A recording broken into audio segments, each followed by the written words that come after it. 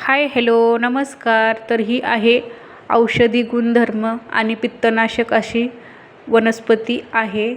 तर खूप पौष्टिक आणि आयुर्वेदिकसुद्धा आहे. तर ही चिबूर किंवा गोंदणीचा फुलवरासुद्धा म्हणतात याला. तर तो स्वच्छ असा निवडून घेतलेला आहे. 2 पाण्याने स्वच्छ धुवून काढला असा मीठ टाकून.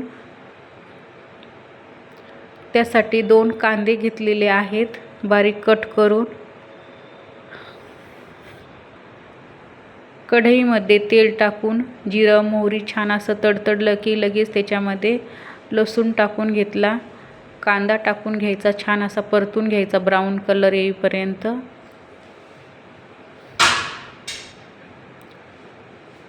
त्यामध्ये हा चिबूर टाकून घेतला.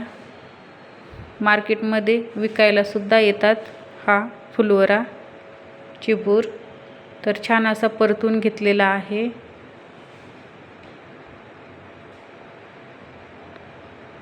चवीनुसार मीठ टाकून घेतलं. थोडंसं आपल्या आवडीप्रमाणे लाल तिखट, कांदा लसूण मसाला टाकून घेतला.